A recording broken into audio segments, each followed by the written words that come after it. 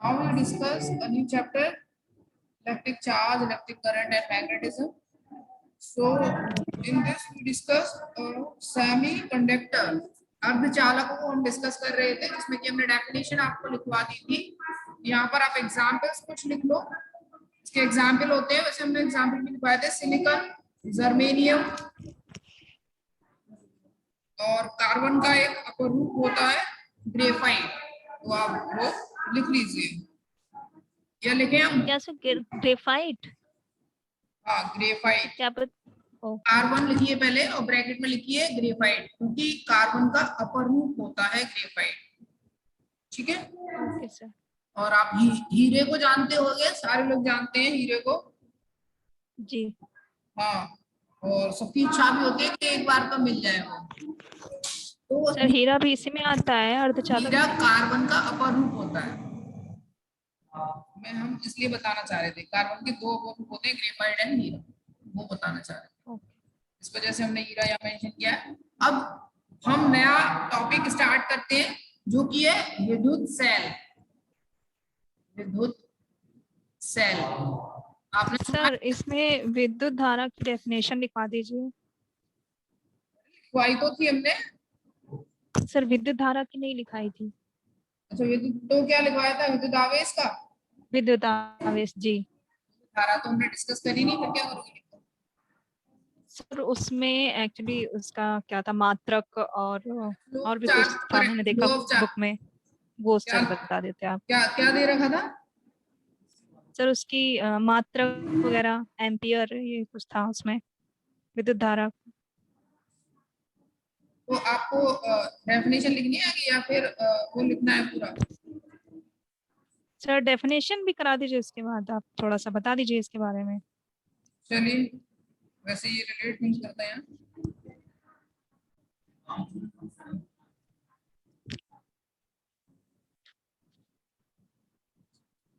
देखिए, तो विद्युत सेल वैसे हम स्टार्ट कर रहे थे, उससे पहले हम एक छोटा सा टॉपिक है, उसको क्लियर कर लेते हैं। टॉपिक नहीं, छोटा सा कॉन्सेप्ट है, विद्युत धारा। एक साथ आ जाएगा बच्चों। विद्युत धारा, देखिए विद्युत धारा को समझिएगा। विद्युत धारा क्या होती है, जिसको हम करंट कहते हैं। ठीक है? क्या होता है, जो चार्ज का फ्लो होता है, जो चार्ज का फ्लो होता है उसको ही हम विद्युत धारा कहते हैं। अगर बहुत ही ज्यादा सिंपल लाइन में बात करें, या एक एक लाइन की बात कर ले कि एक लाइन में विद्युत धारा कैसे कहेंगे, तो विद्युत आवेश। और विद्युत आवेश क्या होता है, इसको तो हमने डिस्कस कर लिया है। जी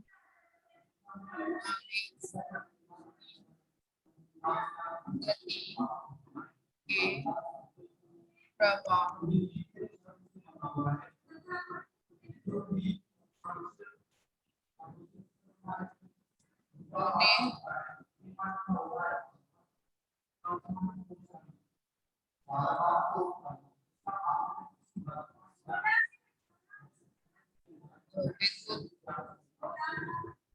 विद्युत धारा कहते हैं।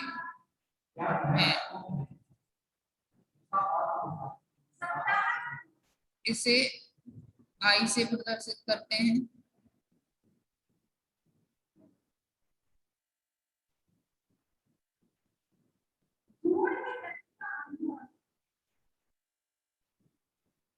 ठीक है?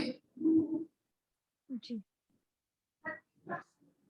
गति के प्रभाव, यहाँ थोड़ा सा करेक्शन कर लीजिए।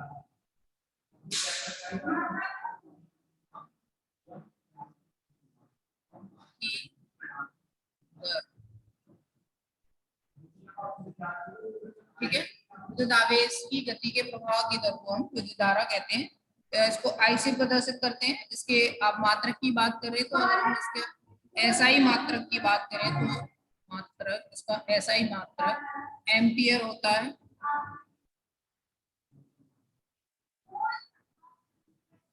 ठीक है? जी और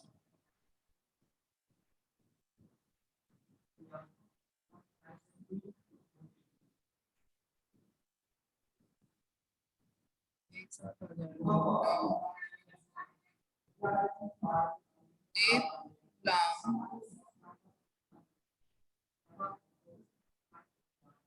प्रति सेकेंड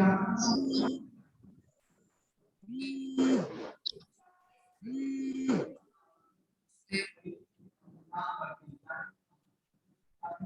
प्रवाहित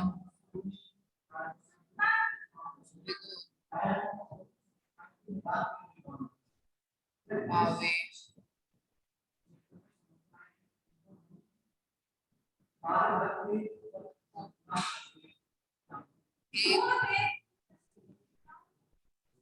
एम्पियर। आपको आवाज आ रही है ना मेरी? जी ठीक है, तो ये हमने ब्रीफ में आपको बता दिया विद्युत धारा का थोड़ा सा कॉन्सेप्ट। आई बात समझ में? जी अगर आप एक सिंगल सर्किट की बात करें तो एक सिंगल सर्किट में कैसे फ्लो होता है, तो यहाँ देखिए ये कुछ पॉजिटिव माइनस होगा, मान लीजिए बैटरी ये यहाँ से कनेक्ट रेजिस्टेंस नेगेटिव पॉइंट से कनेक्ट इसमें जो फ्लो हो रही है वो आई धारा, ये आर, और यहाँ विभवांतर होगा उसको हम डी कहते हैं। ठीक है, तो ये एक सिंपल करंट है। ये इसको आगे अब अभी थोड़ा सा डिस्कस करेंगे, शायद आपके है इसको डिस्कस करेंगे। ठीक है, ठीक है सर। अब हम बढ़ते हैं अपने टॉपिक की तरफ। आप ये उतार दिया? जी सर। हमारा टॉपिक है विद्युत सेल। सेल आपने देखा होगा, सुना भी होगा। क्या होता है सेल?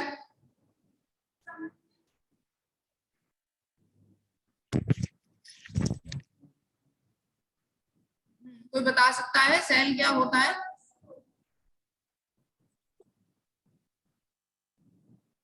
नहीं,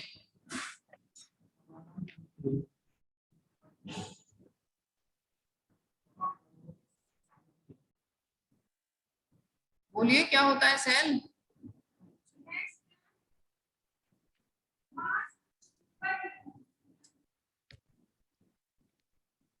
सर आप बताइए। अरे आपने सेल देखे तो हैं, वही बता दीजिए सर। जो टॉर्च में डालते हैं, घड़ी में लगाते हैं, वो सारे सेल होते हैं। ऐसा कुछ सेल नहीं होता? होता है सर। सर जो रासायनिक क्रियाओं द्वारा रासायनिक ऊर्जा को विद्युत ऊर्जा में चेंज कर दें उनको सेल बोलते हैं। जो रासायनिक क्रियाओं द्वारा रासायनिक ऊर्जा को विद्युत ऊर्जा में बदलते हैं उसको हम क्या कहते हैं? सेल। सेल कुछ सेल सोलर सेल भी होते हैं। वो क्या करते हैं?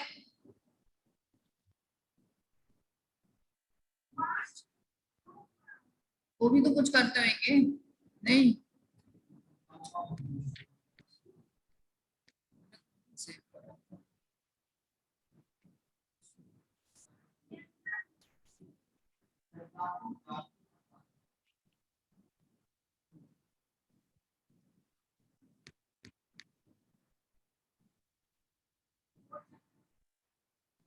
बोलिए।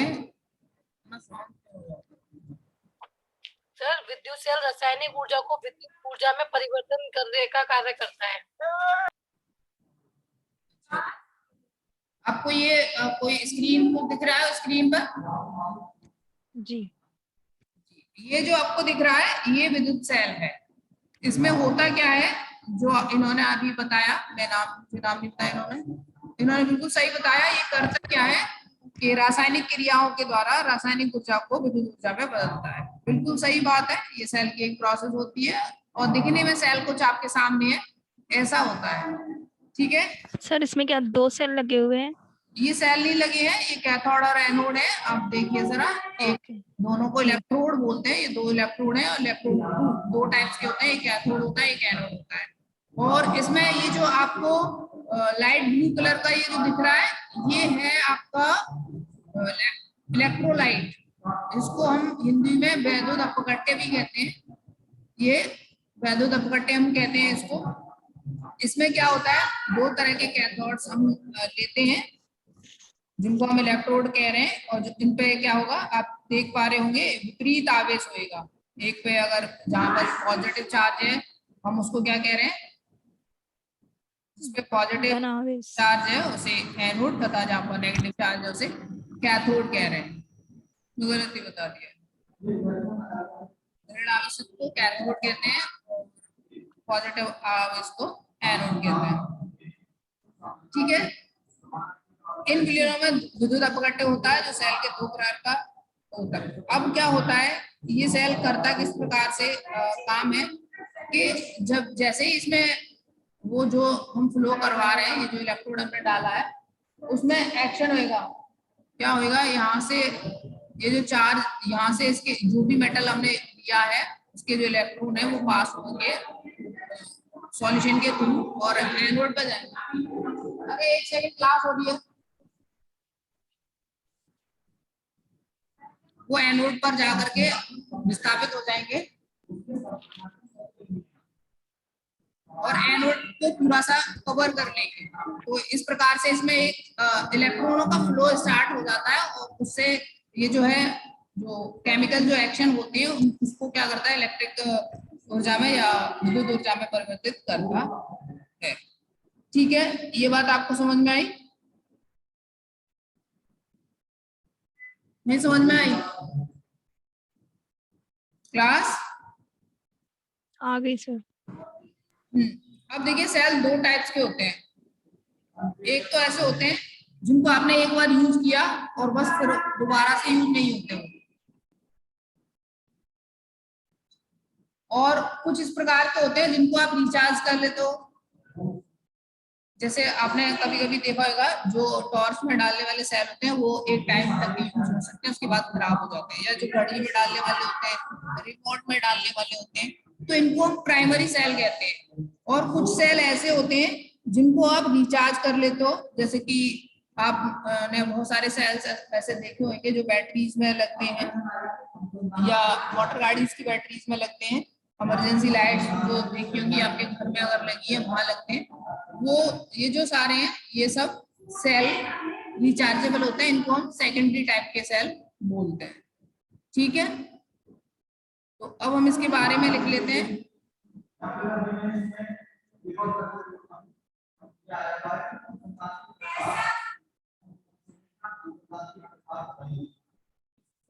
चलो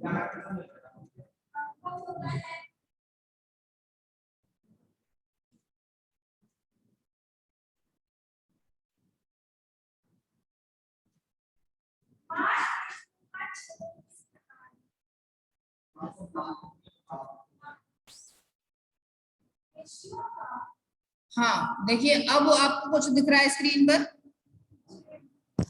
जी सर। जी, तो जब हम बहुत सारे सेल्स को ऐसे अरेंज कर लेते हैं तब क्या बनता है, एक बैटरी बन जाती है। आप इसमें देख पा रहे हो ये पूरा एक सेल है, एनोड है कैथोड है, ये सेल 2 है, आप लिखा भी है यहाँ, आप देख पा रहे होंगे, एक एनोड एक कैथोड, सेल 3। जब इस तरह से हम सेलों को अरेंज कर लेते हैं तो हमारा बैटरी बन जाता है। ठीक है, इसमें एक नेगेटिव प्लेट होगा, इसमें भी विद्युत जो अपघट्य है वो भी होगा। तो इस प्रकार से हम एक बैटरी बना लेते हैं जब सेलों की एक सीरीज को हम कनेक्ट कर देते हैं। ठीक है सर आपकी वॉइस कट रही है वो सर। हाँ जी मैं समझ पा रहा हूँ, लेकिन वो थोड़ा सा नेटवर्क इशू हो सकता है। ठीक है, सर क्या बताया आपको समझ नहीं आया? जब हम क्या करते हैं, सेल जो होते हैं, अभी आ रही है, अभी सुन पा रहे हो? जी हाँ, जब हम बहुत सारे सेल्स को इस तरह से सीरीज में जोड़ लेते हैं तो वो बैटरी बन जाती है, या ये कहें कि बैटरी कहलाती है। आप सिंपल ये समझ लो, अगर हम सेल्स को इस तरह से जोड़ देंगे तो वो एक बैटरी का फॉर्म ले लेगी, या उसको हम बैटरी कहेंगे। अगर ये समझे कि बैटरी किस प्रकार से बनाई जाती है, तो बैटरी के अंदर बहुत सारे सेल्स का अरेंजमेंट होता है।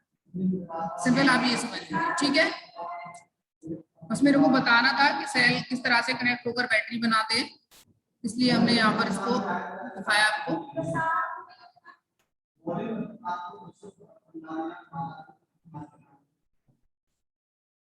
अब आप विद्युत सेल में लिख दीजिए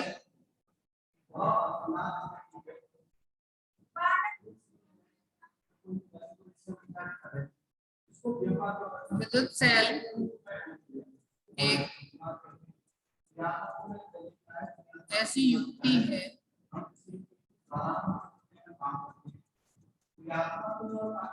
जो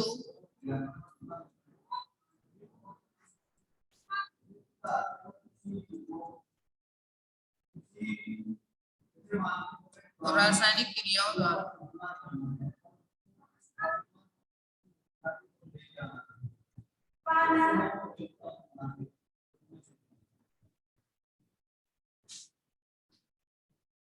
रासायनिक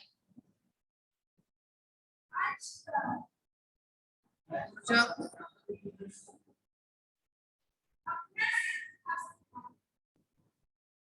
विद्युत ऊर्जा में परिवर्तित कर देती है।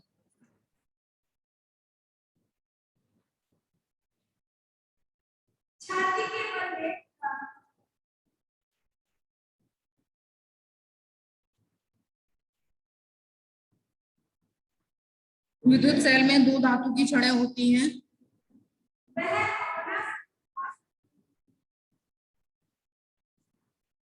डायग्राम हमने आपको दिखाई दिया, उसका स्क्रीनशॉट ले लिया होगा। विद्युत सेल में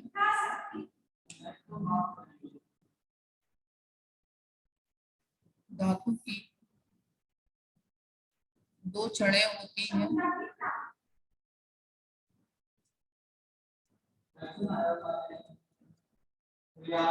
जिन्हें इलेक्ट्रोड कहते हैं।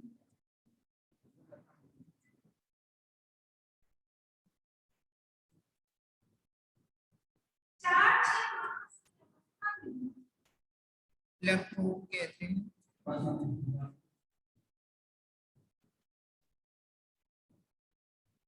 इन छड़ों पर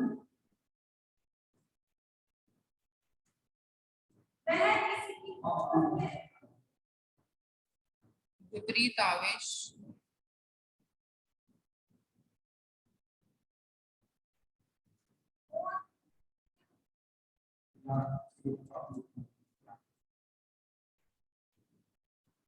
होते हैं।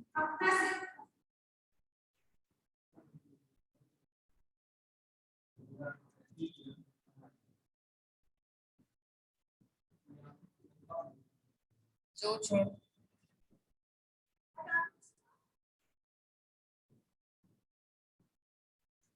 धन आवेशित होती है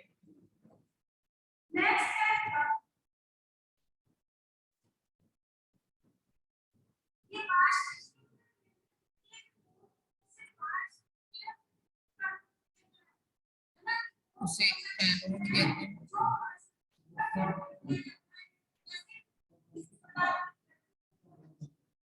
तथा ऋणावेश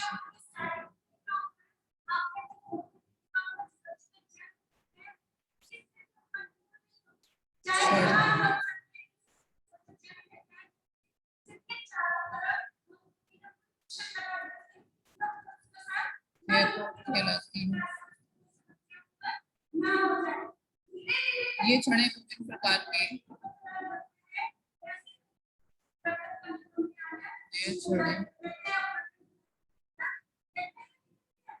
विभिन्न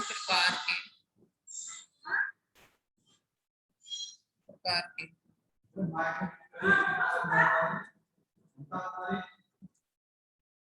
विलयनों में रहती हैं।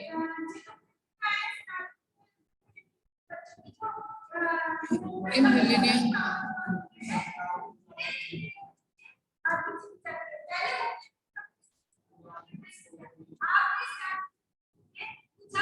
विद्युत उपकरण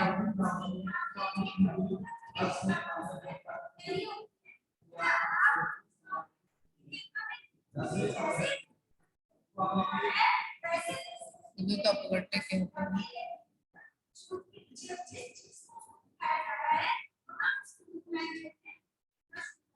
ठीक है। सेल दो प्रकार के होते हैं, ये लाइन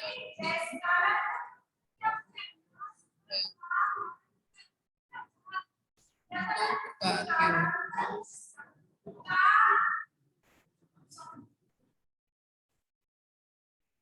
प्राथमिक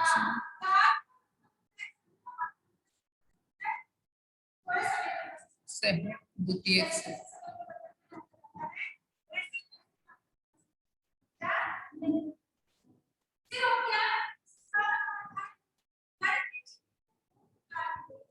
ठीक है, ये आप नोट कर लिया।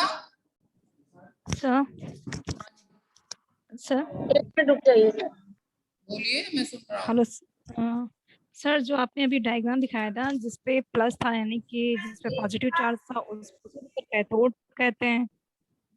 हाँ, ये तो आपने इसमें एनोड लिखवाया है। उसमें गलत लिख दिया है।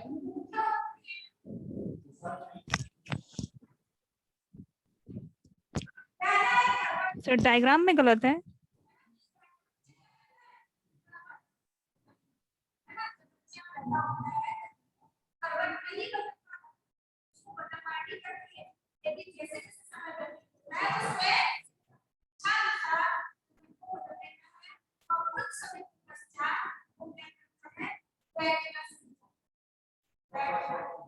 कोई दिक्कत यहाँ तक?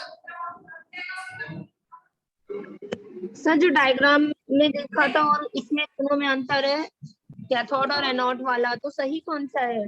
ये वाला सही है, जिसमें पॉजिटिव चार्ज होता है उसको हम एनोड बोलते हैं, जिसमें नेगेटिव चार्ज होता है उसको हम कैथोड बोलते हैं। ठीक है, ओके सर।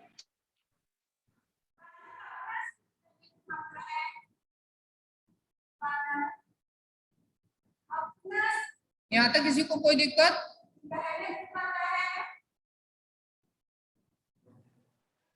No sir. पक्का? जी सर। हाँ जी, तो एक छोटा सा क्वेश्चन है हमारा, यहाँ तक आपको कोई दिक्कत नहीं है तो। इलेक्ट्रोलाइट्स क्या होते हैं? क्या सर? इलेक्ट्रोलाइट्स या हम जो विद्युत अपघट्य जो आपको लिखवाया, ये क्या होते हैं? छड़ जिसमें डूबी हुई होती है, जो विलयन होते हैं, उनको बोलते हैं। वो बोलते हैं ना जिनमें डूबी है। तो इलेक्ट्रोलाइट होते क्या है, हम वो जानना चाह रहे हैं।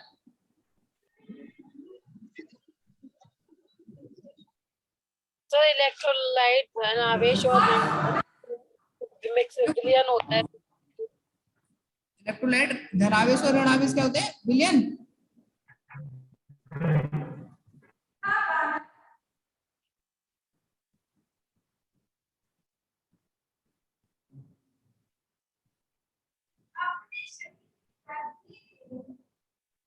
बोलिए। चलिए कोई बात नहीं, अगर आप नहीं तो आगे बढ़ते हैं। आगे आता है, ये उतार लिया क्लास। नेक्स्ट है ओम का नियम। ओम का नियम, ओम का नियम आपने बहुत बार पढ़ा होगा, अगर कोई बताना चाहे तो बता सकता है। क्या होता है ओम का नियम?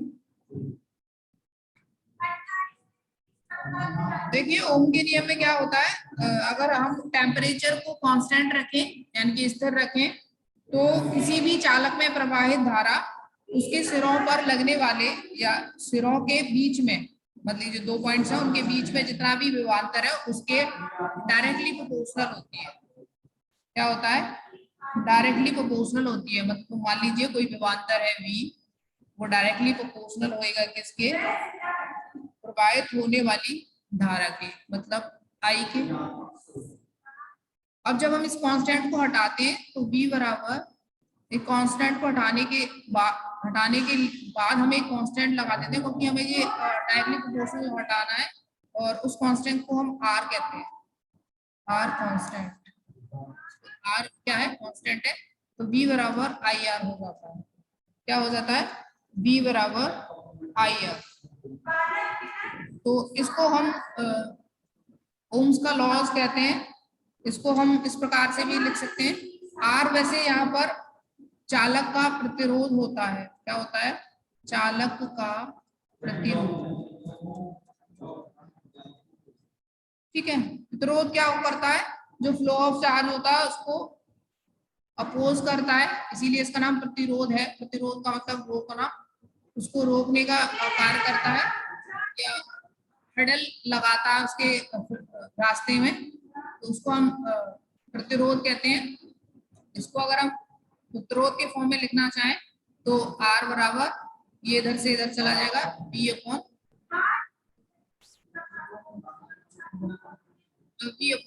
I, ऐसे हम इसको लिख सकते हैं। ठीक है, समझ आया ओम्स का लॉ क्या होता है?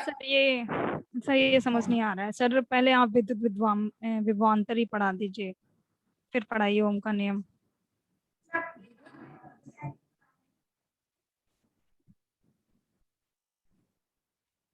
आपको ये जो हमने बताया ये समझ आया? नहीं सर। क्या नहीं आया बताइए, इसमें क्या नहीं आया? हमने कहा है कि अगर हम टेम्परेचर को कांस्टेंट रखें, मान लीजिए हमारे पास किसी भी चालक का कोई तार है, मान लीजिए ये हमारे पास कोई चालक है, ये चालक का तार है, तो इसमें फ्लो होने वाली धारा, इसको क्या हम आई कहते हैं, ये जो है आई डायरेक्टली प्रोपोर्शनल होती है किसके, इसमें बहने वाले, इसमें इन दोनों पॉइंट्स के बीच में जो विभवांतर होगा, क्या होगा, विभवांतर, जिसको हम बी से बोलते हैं, या इसको हम कहते हैं पोटेंशियल डिफरेंस या विभवांतर भी कहते हैं। तो ये इसके डायरेक्टली प्रोपोर्शनल होता है, आई इसके विभवांतर डायरेक्टली प्रोपोर्शनल होता है इसके, इसमें बहने वाली विद्युत धारा के। जब हम इसको प्रोपोर्शनल को हटाते हैं, जब भी हमें प्रोपोर्शनल हटाना होता है, मतलब इक्विवेलेंट में लानी होती है, तो इसकी जगह हमें कोई कांस्टेंट रखना होता है। तो जो कांस्टेंट यहाँ आता है वो होता है आर, प्रतिरोध जो कांस्टेंट रहता है, तो V बराबर IR हो जाता है। अगर हम इसको R के टर्म में लिखें तो R बराबर V अपॉन I हो जाता है। ये हमने इतना आपको समझाया, इतना आपको समझ में आ गया? दोनों में ये होता है, अगर R हमारा बढ़ रहा है तो I भी मतलब बढ़ेगा या घटेगा, ऐसा कुछ होता है ना दोनों में रिलेशन। जी तो जैसे ऊपर वाला जैसे R is equal to VI है, तो इसमें ये भी होगा ना, अगर रेजिस्टेंस बढ़ता है हाँ, I भी। ये तो आपको यहाँ से ही पता चल पा रही होगी कि अगर V डायरेक्टली प्रोपोर्शनल है I के, तो मतलब अगर I बढ़ रहा है तो V भी बढ़ेगा, और V बढ़ रहा है तो I बढ़ेगा, क्योंकि डायरेक्टली प्रोपोर्शनल है। अब इनवर्सली प्रोपोर्शनल है I, यहाँ पर क्या हो जाएगा कि इनवर्सली प्रोपोर्शनल हो जाएगा रेजिस्टेंस के। अगर रेजिस्टेंस बढ़ेगा तो धारा का प्रवाह कम होएगा, ठीक है, अगर धारा का प्रवाह कम होएगा तो रेजिस्टेंस बढ़ेगा, या धारा का प्रवाह बढ़ेगा तो हमें रेजिस्टेंस कम करना पड़ेगा। लेकिन जो विभवांतर है ये रेजिस्टेंस के डायरेक्टली प्रोपोर्शनल होएगा। यहाँ से आपको दिख रहा होगा रिलेशन, क्योंकि अगर इनडायरेक्टली प्रोपोर्शनल होता है तो वहां पर एक चीज बढ़ती है तो एक चीज घटती है। जब डायरेक्टली प्रोपोर्शनल होते हैं या समानुपाती होता है, उस केस में दोनों चीजें सेम होती है, दोनों एक बढ़ेगी तो दूसरी बढ़ेगी। लेकिन अगर व्युत्क्रमानुपाती होती है, जिसको हम इनडायरेक्टली प्रोपोर्शनल कह रहे हैं, तो एक चीज जब घटेगी तो दूसरी बढ़ेगी। इसको हम, अगर हम b के टर्म्स को ना निकालकर डायरेक्ट ऐसे लिखना चाहें तो हम इसको 1/b ऐसे लिखेंगे इनवर्सली प्रोपोर्शनल से। ये मैं लिखने के लिए बता रहा हूँ, यानी v ने i लिखेंगे क्योंकि i इनवर्सली प्रोपोर्शनल। ठीक है, आई बात समझ में? सर ये क्वेश्चन आया हुआ है, विद्युत विभवांतर क्या है, इसका फार्मूला भी मतलब पूछा गया है। सर ये आप करा देते तो अच्छा था, हम लोगों ने पढ़ा नहीं है। अच्छा अच्छा, बिल्कुल बताएंगे। तो ये तो समझ आ गया ना कि ओम फ्लो क्या होता है? जी ओम फ्लो हम लिख लेते हैं, फिर आपको विभवांतर के बारे में बताते हैं, या पहले विभवांतर बताते थे क्योंकि टाइम हमारे पास कम है, नहीं तो फिर आपको उस समय विभवांतर बताएंगे। तो वो देखिए,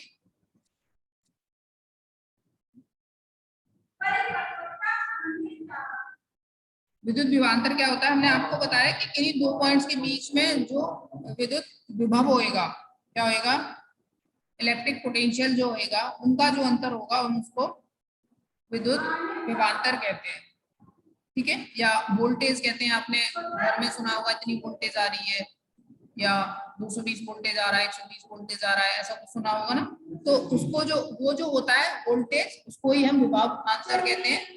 तो दो पॉइंटों के बीच का हम विभवांतर निकालते हैं, उसको हम विभवांतर कहते हैं। आप उसको लिख भी सकते हो चाहो तो।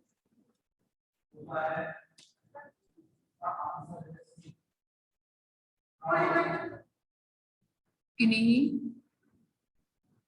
दो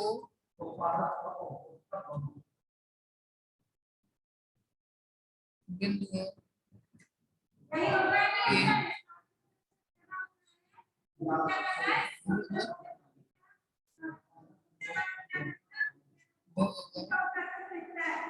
के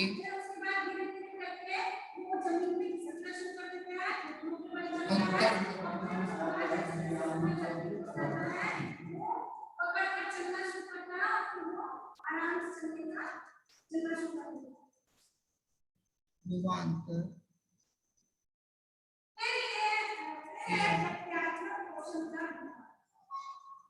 बोधकता, उसका वोल्टेज भी कहते हैं, घर में कहते हैं। ठीक है,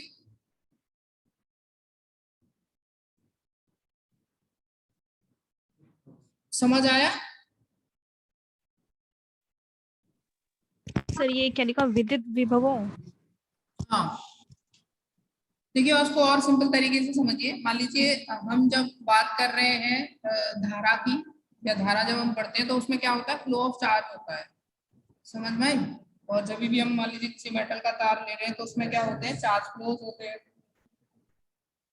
तो अगर एक इकाई धनावेश को, समझिएगा इस बात को, कि एक इकाई धनावेश को एक बिंदु से दूसरे बिंदु तक ले जाने में किया गया जो कार्य होता है वो उन दोनों बिंदुओं के बीच का विभवांतर कहलाता है।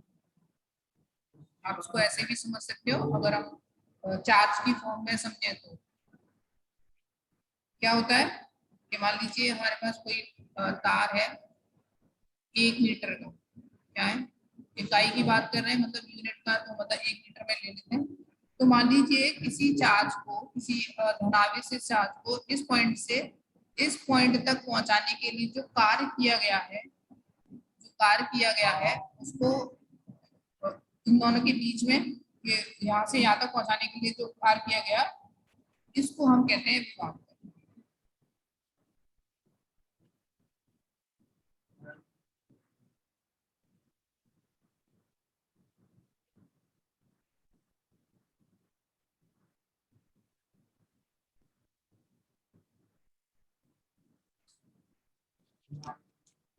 आगे बात समझ में?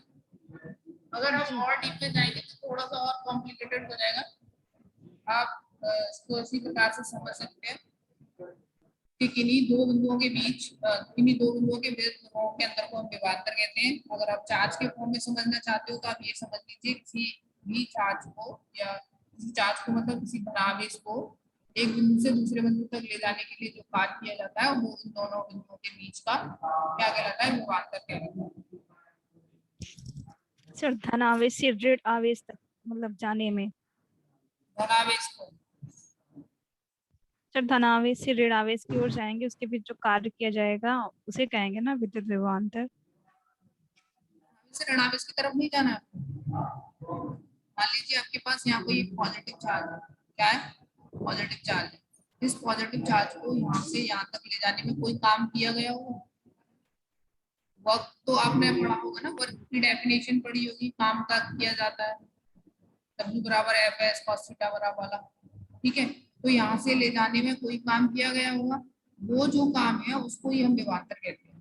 ठीक है, आप इसको अगर मैथमेटिकल फॉर्म में अगर और आगे समझना चाहते हो तो थोड़ा सा आप इस तरह से समझिए, इसको थोड़ा सा और क्लियर कर दीजिए।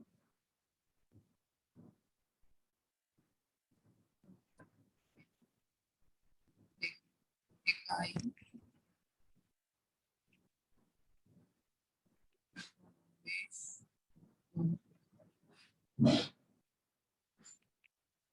ओवर हो गया, आपकी क्लास में भी जा सकती है।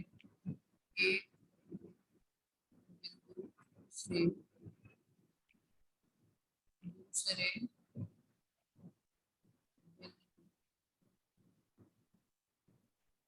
तक ले जाने में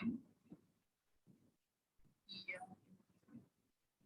गया कार्य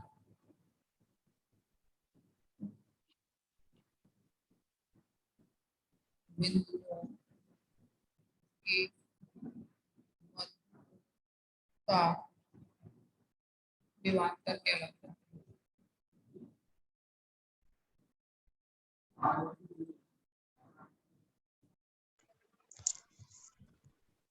विभवांतर कहलाता है। ठीक है,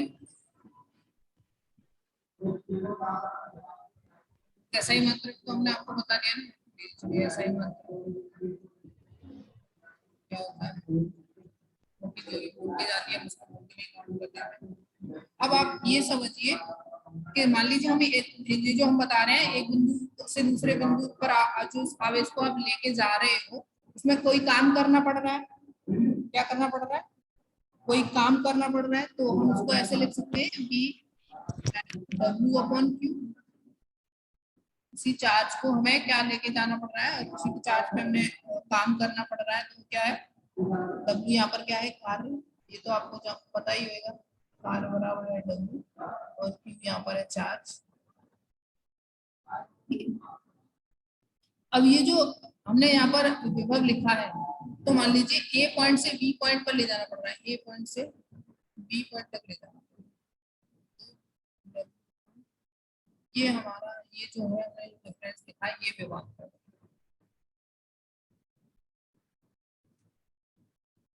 ठीक है, आप इतना समझ लीजिए, यहाँ तक बहुत है।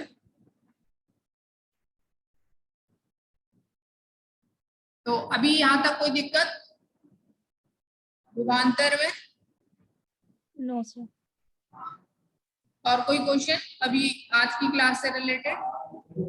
यस सर, एक बार इलेक्ट्रोलाइट्स क्लियर कर दीजिए। इलेक्ट्रोलाइट्स हम क्लियर बिल्कुल कर देते, लेकिन अब हमारे पास टाइम थोड़ा सा कम है, इस वजह से वो कम नहीं हो पाएगा, क्योंकि क्लास आपकी किसी भी वक्त बंद हो सकती है।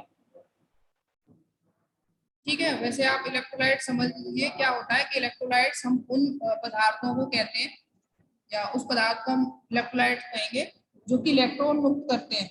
क्या होते हैं? जो मुक्त इलेक्ट्रॉन होते हैं। अगर आप उसको किसी भी विलयन में डालोगे, तो उस विलयन को क्या कर देते हैं, वो आयनिक बना देते हैं। आई बात समझ में? आपको दो चीजें रखनी है कि जो विद्युत इलेक्ट्रोड है या इलेक्ट्रोड हम जिनको कह रहे हैं वो मुक्त इलेक्ट्रॉन होते हैं, और वो जिस भी विलयन में हम उनको डालते हैं, मान लीजिए उसका जो विलयन होता है वो क्या होता है, आयनिक होता है।